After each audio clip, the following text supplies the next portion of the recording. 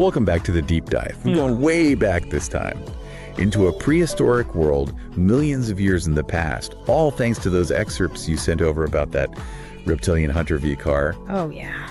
His story really got me thinking, starting as just a hunter in the jungle. Right. Rising to become a leader, and then, well, beyond that, how much of this fictional tale actually reflects what was going on back then with real prehistoric social dynamics? That's a great question. I mean, it is fiction, but the story does touch on those principles, you know, those core things. Survival, ambition, social structures, those have probably been around forever. Yeah. Probably even way back then in prehistoric times. The Vikar, he's portrayed as this. Yeah. Ambitious, really ambitious hunter. He puts his own strength first above, like, the pack mentality of the tribe. Is that realistic? Could a predator back then really be like that? I think it's definitely possible. You got to think about it. Predators are driven by self-preservation. It's just ingrained. And they need to get resources for themselves. Oh, of course, yeah. And so for Vikar, focusing on hunting solo, like you said, honing those skills, his skills, instead of relying on the pack, it could have been a good strategy for him. Yeah. And, maximize personal gain in a world where everything's scarce and there's a ton of competition. Yeah. It makes sense. But then there's his rivalry with Leela, the leader of the tribe. Oh, right. Their views clash, like, big time. For sure. On leadership, on strength, and that seems like a huge part of the story. Yeah. Leela represents, like, that classic leadership style. Okay. You see it a lot in animal groups, throughout history. Cooperation, unity, that's how you survive. Right. Especially when you're up against big predators or environment's harsh. Right, yeah. And then you have Vikar. He challenges that whole system. He's that individual that says, no, true strength is about personal power. It's a recurring theme, really, throughout history. It's like that conflict between what's good for one person and what keeps everyone alive is just part of us. Yeah. But Vikar, he gets banished Oh, yeah. for going against the tribe. Yeah. Seems like a turning point. Huge moment. Banishment, it's a common thing in social groups, past and present. It's a way to deal with those who are disruptive, Okay. those who challenge the stability of the group. Vikar's ambition, that challenge to Leela's authority, it got him kicked out. Classic example of how one person's actions can have a ripple effect. Yeah. Reshaping those social structures. And he does okay for a while, out on his own, He does. using his smarts to survive. Yeah. It's like he's proving his point. Exactly, that adaptability. Right. That's essential for survival, especially when things get tough. Cooperation is good and all, but when you're facing the unknown, Right. you got to rely on instinct, skills. Vikar thriving all alone. Yeah. Textbook natural selection. But he finds more than just strength. Sure. He stumbles on those glowing symbols, Ah, yes. hidden away in a cave. In that cave. And he runs into an elder reptilian who seems to get them. That's where things get interesting. Yeah. Those symbols, they're not just about survival, they hint at a deeper understanding of the world. Okay. Like the potential to use forces beyond just muscle and strength.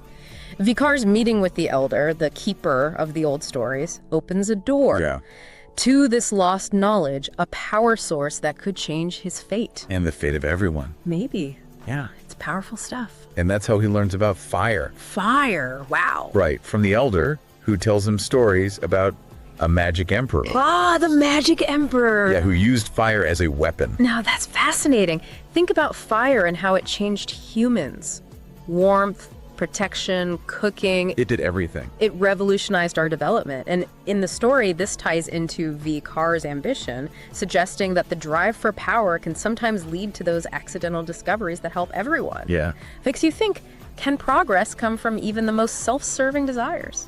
But Vikar's not thinking about everyone, is he? He's not. His first thought is to use fire to intimidate, Yeah. to control other outcasts, Right. building his power on fear. The story doesn't shy away from the dark side of things. Yep. You've got knowledge, you've got power, and they can easily be misused. Vikar shows us how quickly wanting to be in charge can turn into taking advantage of people. Right. Especially those who are already pushed to the edges. Yeah. It's a cautionary tale, for sure. It is. Reminding us that advancements, big as they might be, can have those unexpected consequences. Yeah. Shaping society, good or bad, depends who's holding the power. And he leads pretty ruthlessly. He does. Taking control through fear, violence. Oh, for sure. Even getting rid of rivals. Yeah. Is that something we see in how other social structures developed? Sadly, yeah. It's a pattern in history, especially early on when societies are forming and resources are tight. We see it with some primates. Alpha individuals using aggression, intimidation to stay on top. It reminds us that establishing order can be brutal. Yeah. And that desire for control can stifle any disagreement, even if it slows down progress in the end. Then there's this whole thing about Vikar and his lineage. Oh. Choosing Vikarson, his heir. The legacy. Does inheritance, play a role in shaping natural social structures? Definitely. Passing down knowledge, skills to your kids, it's common in so many species. Yeah. Especially the ones with complex social structures. Ensures the lineage survives. Vikar's focus on creating a dynasty, it's like an extension of that instinct. Makes sense. But it makes you think, how much of a society's path is set by the values, the tendencies of its founders, even centuries later? And that's when the story jumps way ahead. It does. We see how his lineage, Vikar's lineage, shapes their society over centuries. Centuries, yeah. All tyranny, bloodshed, religions rising and falling. A whirlwind. That time jump lets us see how social structures change over generations. Yeah. It highlights the cyclical nature of power. New leaders, new beliefs, they pop up and then fade away. Yeah. Societies, they aren't static. They're always changing. Right. Shaped by forces from within and outside. That constant change is probably the only constant in social evolution. There's this one character that really stood out, Krelith the Heretic. Oh, yes. Who predicted a meteor. Yeah. A catastrophic one. A big one. But nobody listened. It felt like foreshadowing. It did. Hinting at the trouble coming their way. Krelith represents that dissenting voice, the one who dares to challenge the norm. Their dismissal, it speaks to us, We tend to resist change, avoid those uncomfortable truths, especially when they threaten the way things are. Right. Makes you think, are we programmed to ignore warnings? Even with clear evidence that danger's coming, that clinging to what's familiar, even when it's not working anymore. It's happened throughout history. And then boom, the meteor hits. Oh, yeah. Wipes everything out, forces the survivors underground. Right. Where they adapt. They do. And become this super advanced civilization. It's dramatic, that turn of events. Throws them into a whole new world. Yeah. And they don't just survive, they thrive. Yeah. That speaks to their adaptability, which has allowed life on Earth to continue through, everything. Yeah. The meteor forces them to evolve, to innovate. Yeah. Develop those new technologies to make it in that underground world. It's incredible how hardship can spark such advancement. They build this massive pyramid down there. They do. Guided by, specific stars. Yeah, pretty impressive. That pyramid aligned with the stars, it says a lot about how smart they were. Yeah. They went way beyond just surviving. They reached a level of sophistication. Think ancient human civilization. It's more than just a building. It's proof of their knowledge. Yeah. And maybe even a symbol of their desire to reach for something bigger. Even underground. Even down there. Then, centuries later, Vikar wakes up. He does. To find hominids on the surface. Yeah, descendants of the ones who also survived the meteor. Setting up a whole new situation. For sure. You've got two distinct species, each shaped by their own evolutionary journey. Right. Now competing for dominance in a world that's been completely transformed. Classic clash of civilizations, each with their strengths and weaknesses. Yeah. Their hopes and fears. Makes you wonder, can they live together peacefully? Or is conflict just inevitable when survival's on the line? They've got this whole life underground. Yeah. And now they're facing a whole new challenge. Right. Another species. That's evolved too. That's competing for resources, territory on the surface. It's like a clash of the titans. Exactly. A battle for dominance. And from what you said, it sounds like the lizard folk have the edge at first, right? Oh, in the beginning, yeah. Their technology is advanced. Uh-huh. And they have those dragon-blooded warriors. Yeah, those are pretty tough. Formidable. So yeah. They have a big advantage early on. Classic example, innovation and military might can really swing things, especially at the start. But the story mentions the hominids, they adapt really well. Oh, interesting. And their numbers are growing. That could be a problem for the lizard folks' dominance down the line. So they're not just giving up. Oh no. I like that. They're fighting back. It's cool to see how they start adapting to the lizard folks' tactics. Right. And their population just keeps growing. That's got to be a concern. It is. It shows that adaptability is key for survival in the long run. Like, more important than just brute force. The hominids' resilience, it forces the lizard folk to change their strategy. They can't just rely on overwhelming power anymore. They need a new plan. Exactly. They need new ways to stay in control, and that leads to some, well, interesting developments in their own society. Yeah, like the venomous elite. Ah, yes. They infiltrate the hominids. Right. Using religion, using fear to manipulate them. It's cunning. Maybe a little unsettling. Yeah. But a really clever strategy. The venomous elite, they're effective. They are. Creating those serpent cults. Yeah. Those myths and legends that make the lizard folk seem like gods. Powerful deities. It's brilliant. It is. Very manipulative, though. Oh, yeah, definitely. But it's a way to control the hominids. It shows they really understand human psychology. They do? Like how throughout history, belief systems have been used to shape people's behavior. Absolutely. And to keep things in order. They create this story. This narrative. Yeah, that makes people both afraid and in awe. It controls them. Yeah. And it stops them from resisting. And they're thinking long term. Generations ahead. They're not just focused on controlling things right now. They're shaping how humans understand the world to make sure the lizard folks stay on top for a long, long time. It reminds me of how groups have stayed in power throughout history. Yeah, that patient, long-term manipulation. Planting those seeds that grow over time. It speaks to their cunning. They are dedicated to making sure the lizard folk rule. But there are some problems within the group, right? Right. Some of them, they question what they're doing. They do. It's a reminder that even in a group focused on manipulation and control, there's still that individual conscience. Even in a rigid structure like the lizard folk have, individuals struggle with what they're doing, especially when it's hurting others. And then there's Arian. Arian. A young, charismatic leader. Right. Among the humans. Yeah. His take on the serpent gods is completely different. And he sees them as good. Yeah. Benevolent. Almost like protectors. The Arian, he throws a wrench in things. He does. His interpretation of the serpent god's not fear-based, but love, compassion. It messes with the venomous elite's plan. Yeah. It's like throughout history, these figures pop up, challenge the established beliefs, offer a different perspective. That people connect with. And it resonates. His teachings, they really catch on. They do. A message of hope and unity. Exactly. In a world ravaged by conflict. It hits a nerve, especially for those who have suffered under the lizard folk. Yeah. Speaks to that enduring power of hope. Arian's message, it gives comfort, meaning, especially to those who've gone through so much. It resonates with history. Even in the worst times, humans look for comfort in beliefs that give them hope.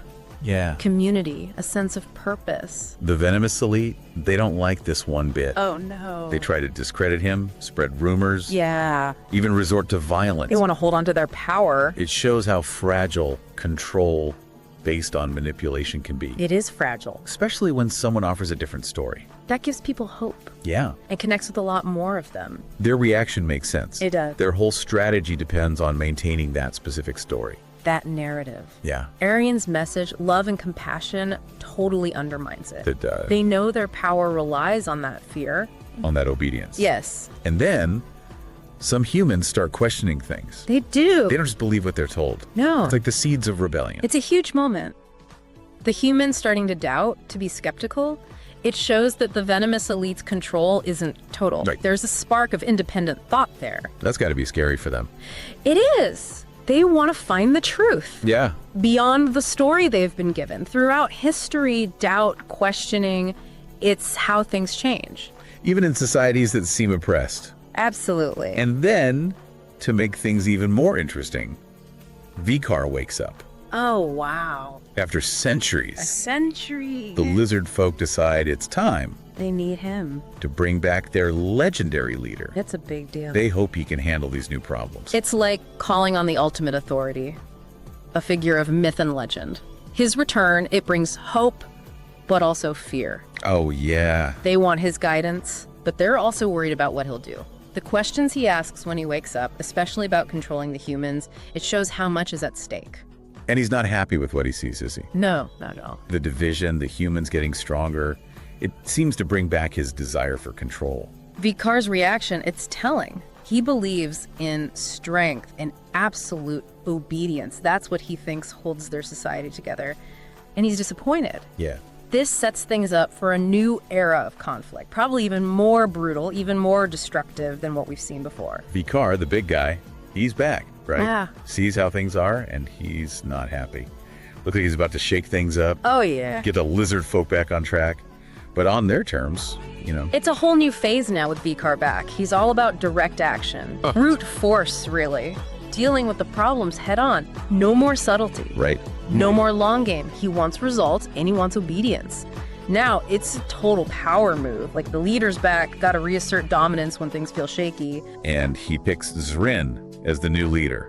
Tells her to unite everyone, get ready for this all-out war with the humans. Big moment there, passing the torch, even if she seems to be on the same page about strength and control. Picking Zrin, it's strategic. Vikar knows they need something new. He might love that strength, that ruthlessness, but he gets it. They need strategy, unity, especially against an enemy like this. Yeah. Zrin's experience with the humans, her ability to handle the lizard folks' complex society, she's the perfect one to lead them now. But she's tough. Forces the factions to work together, punishes anyone who disagrees, uses the threat of violence to keep everyone in line. It's harsh, no doubt, but it reflects how urgent things are, and it shows that deep-seated belief. Strength and obedience, it's at the core of their society. Yeah. Her actions, they highlight the tough choices leaders face. Keeping order, unity, when everything's falling apart. It's like, even in a society that seems so unified, the power struggles, those internal conflicts, they're gonna happen. It's inevitable. Zrin's big plan, the one Vikar backs, is turning those berserkers Oh, yeah. into the superpower dragons. Yeah. Ambitious for sure. But it shows they're committed. Right. Like, really committed to taking back control. It's almost like they're tapping into this primal fear, using those legendary creatures as a symbol, of their power. The dragons, they're a statement. It's their tech, how far they're willing to go. And it's symbolic. More than just weapons, it's about their will, reshaping the world how they want it. A power move, for sure, but it plays on those deep fears, asserting their dominance. Terrifying and impressive all at the same time. And they don't just, create them. Right. They train them, weaponize them. And they unleash them. On the humans. It's devastating. Cripples their civilizations. Huge turning point. The lizard folks' power on full display. That attack changes everything. It does. The power dynamics shift completely. Leaves the humans reeling. The lizard folk, they show what they can do. But it also makes you think, right? About how destruction follows victory. Like a cycle of conflict. One big win might just set the stage for more resistance later on. And the venomous elite, they use this chance to manipulate even more. Enslave the humans, make them serve the lizard folk. It's a dark turn. They exploit the chaos, the suffering, showing a ruthlessness that even Vikar seems, uneasy about. Makes you wonder about the lines leaders cross when ambition goes too far, even if they think they're doing the right thing. But it's not over, right? The humans, they start to come back together. They find unity through their sun god religion. That's what I love about this story. There's no easy answers, no clear-cut wins. The humans, they're resilient. They find meaning, purpose, even in the face of all that destruction. Their faith brings them strength, a reason to fight back. It shows that even when the odds are stacked against you, wanting freedom, wanting to determine your own fate, those desires never really go away. Even with the lizard folk, they're not as united as they seem. Those factions, despite Zrin's efforts, they still have their own agendas, their own goals. Power's like that, right? Never simple. Even in a society where strength and obedience are everything, you'll always have those who want more. The titans, the venomous elite, those dragon-blooded berserkers, they all want something different. It means that staying stable, in control, it's a constant battle, even with Vikar there. This deep dive, it's been a wild ride. Power, ambition, that struggle to survive. It's a story that goes beyond just one time period. We see these themes throughout history, even today. What gets me is how it all connects to, basic social dynamics. Wanting power, needing control, fearing those who are different. It's universal. The lizard folk, they're advanced, they have their complex society, but they're still driven by those instincts. Makes you think, are these desires just part of us, no matter how much we evolve? It really makes you think. Vikar's story reminds us that the fight for power never really ends. It's always shaping our world, even if we don't always see it. It leaves us with a lot to think about, about our own societies. But what drives this? Welcome to this deep dive. How cool. Yeah, into a world that never was. Right. But maybe should have been.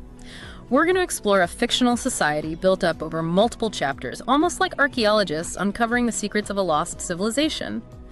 But instead of pottery shards and crumbling temples, we're dealing with something far more intriguing. Something with scales and a taste for power. The lizard folk. Very cool. It's fascinating, isn't it? Analyzing a fictional world, peeling back the layers of its history and culture. It's a bit like holding up a mirror to our own society, seeing ourselves reflected in the struggles and triumphs of these imagined beings. And who knows, we might even learn a thing or two about ourselves in the process. Exactly. So before we jump into the timeline, let's set the stage. Who are these lizard folk? Well, they're reptilian species, but not the mindless monsters you might find in a cheesy B-movie. Right. They have their own complex society, complete with a rigid hierarchy, a rich culture steeped in ritual, and a constant hunger for power. I was going to say. Something I'm sure many of you can relate to. Oh, absolutely. I mean, who hasn't felt that urge to climb the ladder to be the one calling the shots? But in this case, the stakes are a bit higher than a corner office or a promotion. We're talking about the survival of an entire species locked in a battle for dominance with another even more cunning species. But we'll get to that later. Oh, the anticipation is killing me already. Don't worry, it's coming. Okay. But first, let's go back to the beginning, to the rise of a lizard folk who would change everything. His name, and it's a name whispered in fear and reverence throughout lizard folk history, is Vikaar. Vikaar, the ambitious, the ruthless, the exiled. Yeah. His story is a classic tale of power, ambition, and the dangers of underestimating your opponents. I'm already hooked. So what makes Vikaar so different from your average lizard folk? Was he just born with this insatiable desire for power? Well, that's the question that's fascinated scholars for generations. Well, fictional scholars at least. Sure. The source material suggests that Vikaar wasn't born into a position of power. In fact, he was cast out, exiled from his tribe for daring to challenge the status quo. Talk about a bad breakup. Right. So what does he do? Crawl off and sulk in a swamp somewhere? No, not exactly. This exile, while painful, becomes a catalyst for Vikaar's transformation. He realizes that brute force alone won't get him what he wants. He needs something more, something that will inspire fear and command obedience. He needs knowledge. Knowledge is power, as they say. But where does a disgruntled lizard folk go to find ancient wisdom in a prehistoric world? Well, this is where things get interesting. The source material describes a hidden cave abandoned by some unknown civilization, a place where the walls themselves seem to vibrate with forgotten power. And within this cave, Vikaar discovers something that will change his destiny, glowing symbols, remnants of rituals and knowledge lost to time. Wait, so it's like a reptilian version of Indiana Jones stumbling upon a lost temple. Exactly. And just like Indy, Vikaar recognizes the value of these secrets. He spends years deciphering the symbols, unlocking their hidden meanings, and slowly a plan begins to form in his mind, a plan to reclaim not just his place in society, but to reshape the very fabric of power within the lizard folk world. Okay, so I have to ask, what kind of knowledge are we talking about here? Is it like ancient magic spells or blueprints for advanced technology?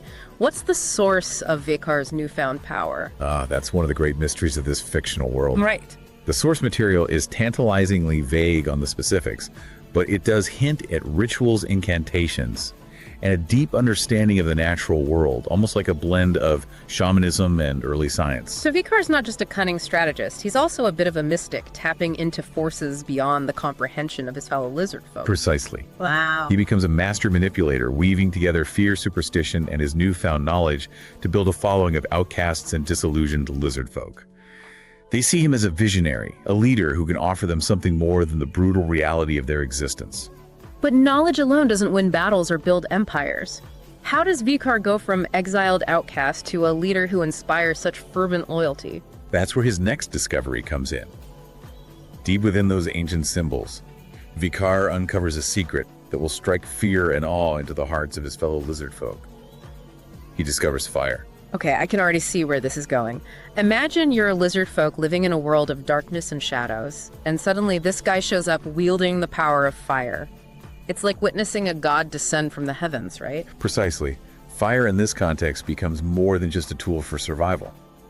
It becomes a symbol of Vikaar's power, a tangible manifestation of his connection to the ancient knowledge he has unlocked. He uses it to inspire awe, to intimidate his rivals, and to forge a new tribe in his image. Yeah, it's fascinating how something as simple as fire, something we take for granted today, can be such a potent symbol of power. It makes you think about how we use technology today to control information, to influence opinions, to shape the very fabric of our society. It's like fire in a digital age. That's a brilliant connection. Yeah. And it highlights the enduring relevance of analyzing these fictional worlds. They can offer us insights into our own relationship with power, technology, and the forces that shape our lives. So Vikar has the knowledge. He has the fire. He has the followers. What does he do with all this newfound power? Does he just kick back and enjoy the prehistoric good life? Oh, not at all. This is just the beginning of Vikar's journey. He's got big plans for the lizard folk, plans that involve massive temples, enslaved dinosaurs, and a whole lot of power struggles. But that's a story for part 2. Welcome back to our deep dive into the world of the lizard folk. Last time we left off with Vikar, our ambitious, fire-wielding leader poised to reshape lizard folk society. Right. He's got the knowledge, the followers, and a burning desire to make his mark on history, literally. What happens next? Well, it's not all smooth sailing for Vikar. Right. Building an empire, even a reptilian one, is a messy business. Yeah. And ruling through fear and fire, let's just say it's not a sustainable long-term strategy. You're telling me I can already imagine the internal power struggles, the rebellions, the inevitable backstabbing that comes with any grab for power? It's like a prehistoric Game of Thrones with scales and a lot more fire. That's a perfect analogy. Vikar might have united the lizard folk under his banner, Yeah. but keeping them in line? Yeah. That's a whole different challenge. And this is where we start to see the cracks in his seemingly invincible facade. So what are we talking about here? Give me the juicy details. Who are the key players in this reptilian power struggle? Well, first you have the Titans, Vikar's inner circle, his most trusted advisors and enforcers. Okay. They're the muscle behind the throne, the ones who keep the other lizard folk in line. Think of them like a prehistoric Praetorian guard, fiercely loyal to Vikar and utterly ruthless in carrying out his will. Okay, got it. But every good villain, or maybe anti-hero is a better term for Vikar, needs a worthy adversary, right? Who's challenging his authority? Who's whispering sedition in the shadows? That's where the venomous elite come in. They're a shadowy group within lizard folk society. Masters of espionage, intrigue, and psychological manipulation. Think of them like the ancient ninjas of the lizard folk world, operating in secret, always plotting, always scheming. So they're not just trying to overthrow Vikar. They're playing a longer, more subtle game. What's their end game here? That's one of the most fascinating aspects of this fictional world. Right. The venomous elite aren't just power hungry, they're also incredibly cunning and patient. Their goal isn't just to replace Vikar, it's to reshape lizard folk society from the ground up, to create a system where knowledge and manipulation are the ultimate weapons. Okay, that's pretty chilling. They sound like a cross between the Illuminati and a really effective PR firm, all wrapped up in scales and fangs. It makes you wonder, are there groups like that operating in our own world, pulling strings behind the scenes, shaping events to their own agenda? It's a bit unsettling, to be honest. It is a thought-provoking question, isn't it? And that's the power of fiction. It allows us to explore these uncomfortable possibilities, to grapple with the complexities of power and manipulation in a safe, imaginative space. So we've got Vikar, the ambitious leader, the Titans, his loyal enforcers, and the venomous elite, the puppet masters in the shadows. It's a recipe for some serious power struggles. What's the outcome of all this tension? Does Vikar manage to hold on to his power, or does he get a taste of his own fire, so to speak? Well, Vikar is nothing if not resourceful. He's got a few tricks up his scaly sleeve, and this is where those massive temples and enslaved dinosaurs come into play. Vikar understands the power of spectacle, the importance of inspiring awe and fear in his subjects.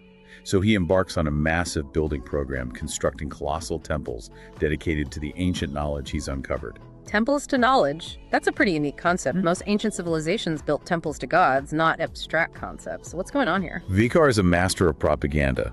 He's elevating knowledge to the status of a deity, creating a religion built about the power of information and ritual. And what better way to solidify this new belief system than with towering temples, monuments to his own brilliance? It's like building a giant library and calling it a cathedral. It's a pretty clever way to control the narrative, to position himself as the ultimate source of knowledge and power. Exactly. And to really hammer home this message of power, he enslaves dinosaurs, these colossal beasts that once roamed the earth, forcing them to haul stone and build his temples. Whoa, enslaved dinosaurs. Talk about a flex. It's like a prehistoric version of showing off your private jet collection. It's a clear message. I'm in charge. I've got the biggest toys, and you don't want to mess with me. Precisely. Yeah. But as with any empire built on exploitation and fear, Vikar's reign is destined to crumble. Oh. And the catalyst for this downfall comes from a most unexpected source, the heavens themselves. Wait, are you talking about a divine intervention? Did the lizard folk gods get jealous of Vikar's power grab? Not quite. We're talking about something a bit more, shall we say, impactful. An asteroid. An asteroid, like the one that wiped out the dinosaurs. Are we talking about an extinction level event here? Not quite extinction level, but it's a game changer, that's for sure. The impact throws the world into chaos. The climate shifts, resources become scarce, and the lizard folk used to a life of relative comfort and control are suddenly faced with the harsh reality of survival. So Vikar's grand empire, built on enslaved dinosaurs and temples to knowledge, comes crashing down literally. It's a reminder that even the most powerful empires are vulnerable to forces beyond their control. It makes you think about the fragility of our own civilization, doesn't it? All it takes is one unexpected event to throw everything in chaos. It's a sobering thought, isn't it? And it's one that the lizard folk, or at least those who survive the asteroid impact, take to heart. They realize that their survival depends on adaptation, on finding new ways to thrive in a world that's been irrevocably changed. So what do? Do they just give up and accept their fate, or do they find a way to claw their way back from the brink? The lizard folk are nothing if not resilient. Faced with this existential threat, they make a bold decision. They retreat underground. Underground? Like literally living in caves. It seems like a step backward. Not exactly the move of an advanced civilization. It might seem that way, but there's more to it than meets the eye. The lizard folk, over generations, transformed these underground caverns into a marvel of engineering and technology. They developed sophisticated systems for agriculture, water management, and even climate control. So it's not just about survival, it's about thriving, about creating a new society that's even more advanced than the one they left behind. Exactly. They're not just hiding from the world, they're rebuilding it, reshaping it to their own needs. And this underground existence also leads to some fascinating social and biological developments. They start experimenting with breeding programs, seeking to enhance their strength, intelligence, and adaptability. Breeding programs? Are we talking about designer babies, lizard folk style? What kind of traits are they trying to enhance? So that's where things get really interesting. Right. We're introduced to a new caste within lizard folk society, the berserkers. They're bred for strength, aggression, and a fanatical loyalty to Vikar's lineage. They become the shock troops of the lizard folk army, the ultimate weapon in their ongoing struggle for survival. Berserkers. So we're not just talking about brainy scientists down there, we're talking about super soldiers genetically engineered for combat. This is getting pretty intense. It is.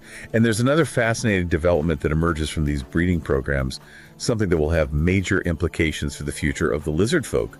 The dragon-blooded. Dragon-blooded. Okay, you have to explain this one. What are we talking about here? The source material is a bit vague on the details, but it seems the lizard folk have unlocked some kind of genetic potential within their species, a way to imbue their berserker caste with traits reminiscent of, well, dragons. Dragons, like fire-breathing, flying, mythical creatures. Are we suddenly shifting genres here from historical epic to fantasy novel? It's a fascinating blend of science fiction and fantasy, isn't it? It seems the lizard folk, through their advanced breeding programs, have managed to create a warrior caste that's not only incredibly strong and aggressive, but also possesses some, shall we say, enhanced abilities. Okay, now I'm really intrigued. What kind of enhanced abilities are we talking about? Are these lizard folk literally breathing fire and flying around on giant wings? The source material doesn't explicitly confirm those details, right, but it does hint at a transformation, a merging of reptilian and draconian traits.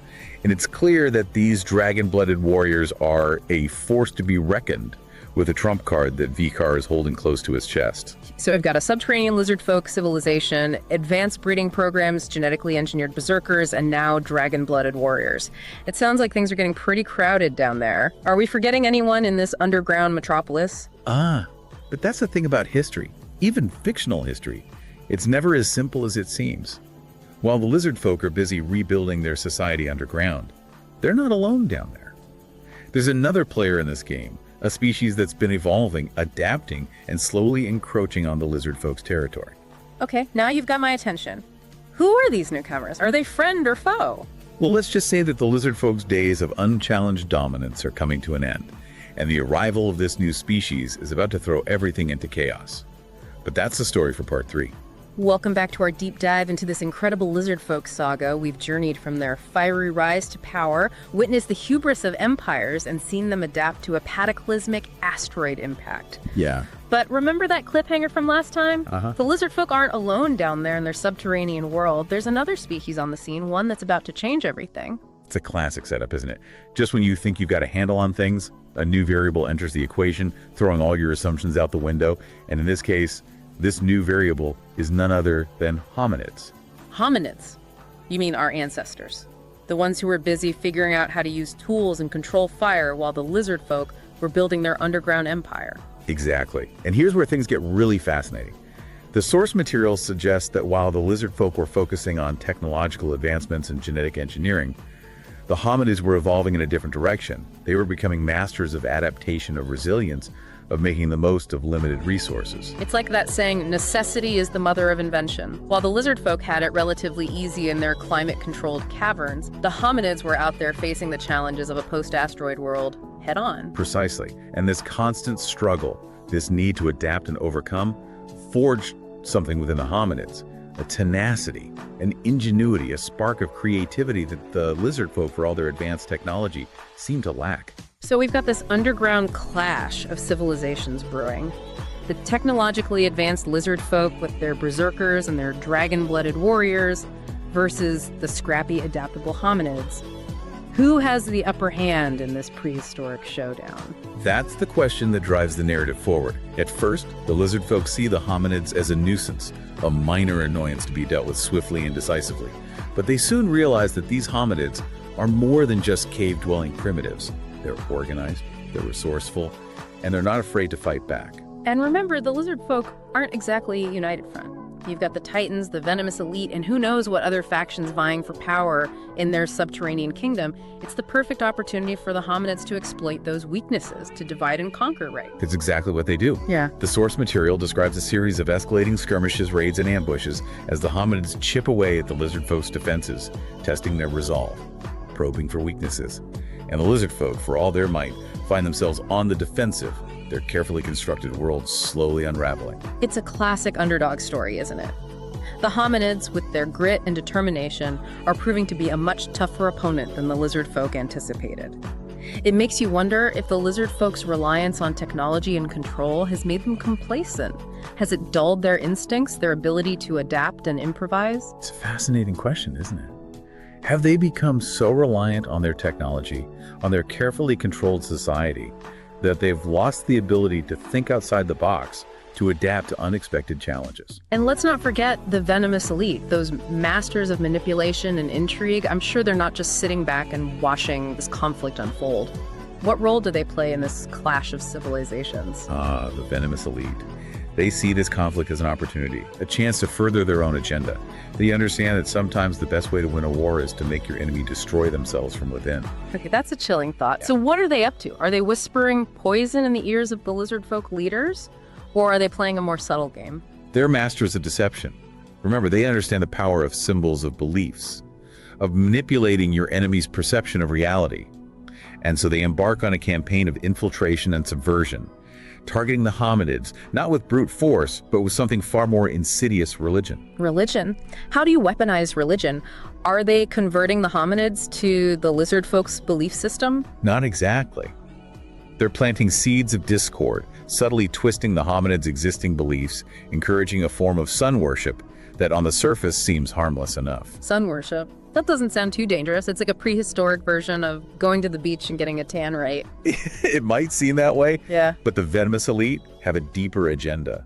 They're manipulating this sun worship, twisting it into a form of fanaticism, encouraging the hominids to see the sun as a vengeful deity, one that demands sacrifice and obedience. Wait, so they're turning the hominids against each other, creating internal conflict and division within their ranks. That's pretty diabolical. It is.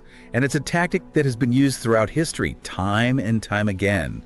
Divide and conquer, sow discord among your enemies, and watch them tear themselves apart. It makes you think about the information we consume today, the narratives we're exposed to, the way beliefs are shaped and manipulated. It's a reminder to be critical thinkers, to question everything, to look beyond the surface and consider who benefits from the stories we're told.